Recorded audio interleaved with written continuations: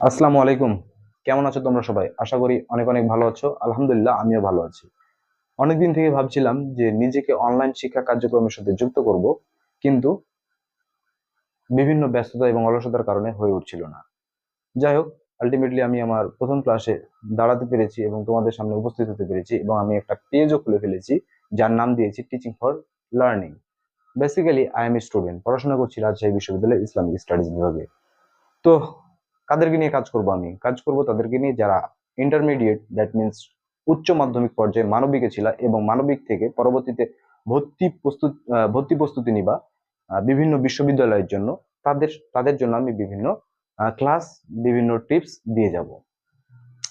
তো আজকে আমার চ্যানেলের প্রথম ক্লাস বা আমার পেজের প্রথম ক্লাস হিসাবে রেখেছি ইংলিশ গ্রামার, একটি টপিক যেটি খুবই ইন্টারেস্টিং এবং ইম্পর্টেন্ট এবং কনফিউজিংও বটে। নাম তার জিরান্ড, RUND, জিরান্ড অ্যান্ড পার্টিসিপল, পার্টিসিপল।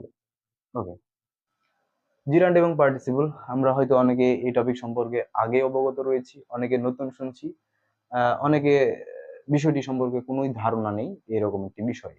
তো যাই হোক, জিরান্ড এবং পার্টিসিপল দেখতে কেমন এটি আমাকে আমরা জানার চেষ্টা করি। ভার্ব, ভার্ব তো আমরা চিনি, তাই না? ভার্বের সাথে যখন আইএনজি যুক্ত হয় তখন একটি নাম ধারণ করে জিরান্ড, RUND। জিরান্ড যে কাজ করে, আমরা তো পার্ট অফ স্পিচ জানি, পার্ট অফ স্পিচের নাউনের মতো। নাউন দ্বারা কি বোঝায়? নাম বোঝায়। মানে ভার্ব প্লাস আইএনজি জিরান্ড সমান ইজ ইকুয়াল টু কি হবে? নাউন। আবার ওই একই ভার্বের সাথে যখন আইএনজি যুক্ত হবে তখন অন্য আরেকটি নাম ধারণ করবে যার নাম পার্টিসিপল। পার্টিসিপল যে পারফর্ম করবে কিসের মতো? পার্ট অফ স্পিচের অ্যাডজেটিভের মতো। এই হলো ঘটনা। তো এই যে দুইটি জায়গাতে ভার্ব শব্দটি আসছে এবং ভার্ব থেকে হলো কি অ্যাডজেটিভ, এই প্রসেসটা আমরা দেখতে পাবো যখন জিরান্ড এবং পার্টিসিপলের উৎপত্তি দেখতে যাব। ভার্ব নাকি? ভার্ব মানে কি? যে একটি সেন্টেন্সে বসে সেন্টেন্সের কাজ করা হওয়া বোঝায় তাকে বলা হয় ভার্ব। ভার্বকে প্রধানত কয়টি ভাগে ভাগ করা হয়েছে? আমরা জানি ভার্বকে প্রধানত দুইটি ভাগে ভাগ করা হয়েছে। ভার্ব কি? একটি সেন্টেন্সের হার্টবিট। এ না থাকলে কি হয়? কি হয় না? একটা সেন্টেন্স হয় না। তো ফাইনাইট ভার্ব রয়েছে একটি, finite verb. Second, non finite verb, non finite verb.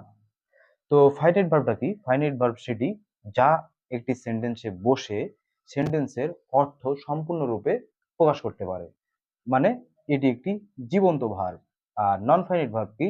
যে সেন্টেন্সে বসে সেন্টেন্সের অর্থ প্রপার ভাবে দিতে, কমপ্লিটলি দিতে পারে না, তাকে বলা হচ্ছে নন ফাইনাইট ভার্ব। এই নন ফাইনাইট, আমরা একটা সেন্টেন্স দেখি তাহলে ক্লিয়ার হব। I am going to new market. আচ্ছা, বাজার, বাজার দিলাম।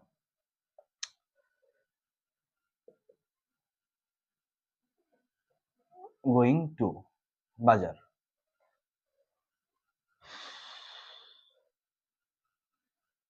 এইখানে এই এম ভার্ব প্লাস আইএনজি, এখানে কি ছিল? Verb plus ING. তো যখনই ভার্ব, এখানে ভার্ব ছিল, ভার্ব বলছিল, তার সাথে আইএনজি হলো, তাই না? তো এইখানে এই টার্মের সাথে পরিচিত বা সংশ্লিষ্ট হচ্ছে। আর এইখানে এমটা হচ্ছে ফাইনাইট ভার্ব। আর এটা তো দেখলাম, এটা দেখার জন্য আমাদেরকে এই নন ফাইনাইট ভার্ব ক্লাসিফিকেশন আমরা একটু দেখে ফেলি।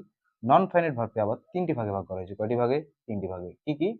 একটি জিরান্ড, GRUND, জিরান্ড। অপরটি কি? Participle, participle. আর এটা কি? Infinitive, third infinitive, infinitive. Okay, আবার আমরা দেখতে পাবো যে পার্টিসিপলকে আবার তিনটি ভাগে ভাগ করা হয়েছে। কয়টি ভাগে? তিনটি ভাগে। একটি present participle, past participle, present perfect participle. তো এই জিরান্ডের গঠন কিরকম আমরা তো দেখলাম, তাই না? এই জিরান্ড ভার্ব প্লাস আইএনজি যখন পারফর্ম করে নাউনের মতো।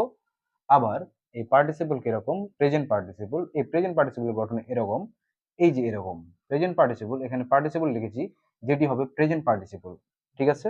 মানে এর গঠন ভার্ব প্লাস আইএনজি। তো আমরা দেখতে পেলাম, কি দেখতে পেলাম, ভার্ব থেকে নাউন হচ্ছে, ভার্ব থেকে অ্যাডজেটিভ হচ্ছে, তাই না? তো এই যে ভার্ব থেকে পার্ট অফ স্পিচের একটা ট্রান্সফরমেশন ঘটলো, মানে এক পার্ট অফ স্পিচ থেকে অন্য একটি পার্ট অফ স্পিচে চলে গেল। এই নন ফাইনাইট ভার্বের জিরান্ড এবং পার্টিসিপল এর কাজই এটা, যে ভার্ব থেকে অন্য নাউন এবং অ্যাডজেটিভে ট্রান্সফর্ম করা। জিরান্ড করে নাউন করে এবং পার্টিসিপল অ্যাডজেটিভ করে। তো এই ট্রান্সফরমেশন আমরা দেখলাম। এবং এই ভার্বটি, এই যে going, I am going to বাজার, আমি আমি বাজারে যাচ্ছি, তাই না? তো সম্পূর্ণ অর্থ প্রকাশ করতে পারলো। বাট এই যখন আমরা ফাইনাইট ভার্বটিকে মুছে দেব, এটা কিভাবে, ইয়ামটাকে আমরা কিভাবে ফাইনাইট ভার্ব বুঝবো? যখন আমরা ফাইনাইট ভার্বটি পড়া শেষ করবো, তখন আমরা অটোমেটিকলি বুঝতে পারবো যে অ্যাম একটি ফাইনাইট ভার্ব। কারণ এই ফাইনাইট ভার্বের মধ্যে রয়েছে অক্সিলারি ভার্ব। তো আমরা এই অক্সিলারি ভার্বটাকে মুছে ফেললাম। এখন কি সেন্টেন্সটা ঠিক আছে? আমরা যারা মানে স্বল্প ইংলিশ জানি বা একটু হলেও ইংলিশ জানি, তারা বুঝতে পারতেছি যে এই সেন্টেন্সটি তার যোগ্যতা হারিয়েছে, কারণ সেখানে ফাইনাইট ভার্বটি অনুপস্থিত। তো এই ছিল আমার এইখানের আলোচনার ভিতরে, যে ভার্ব থেকে কিভাবে নাউনে ট্রান্সফার হলো, এই ভার্ব থেকে কিভাবে অ্যাডজেটিভে ট্রান্সফর্ম হলো। তো যাই হোক, এটুকু এটুকু দিলাম, যাদের প্রয়োজন ছিল এটুকু বুঝে নিয়েছে। এখন আসি আমি,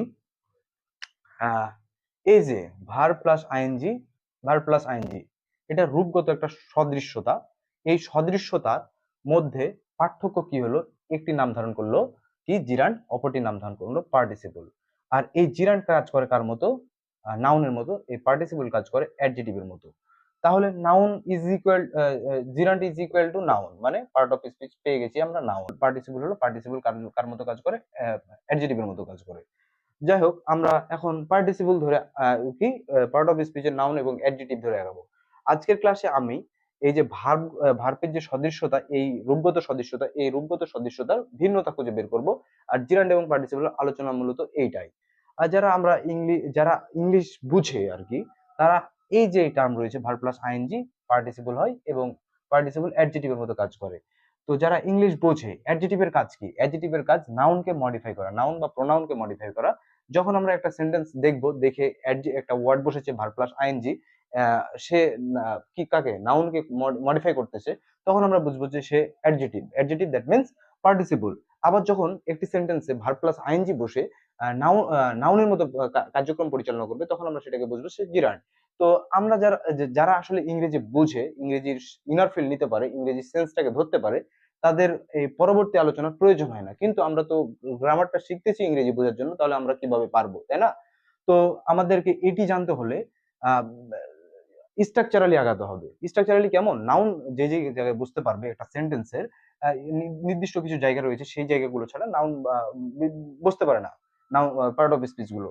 তো আমরা সেই জায়গাগুলো চিনবো এবং সেই জায়গাগুলোর মাধ্যমে আমরা শতভাগ ক্লিয়ারিটি নিব যে কখন সেটা হবে কি জিরান, কখন সেটা হবে পার্টিসিপল।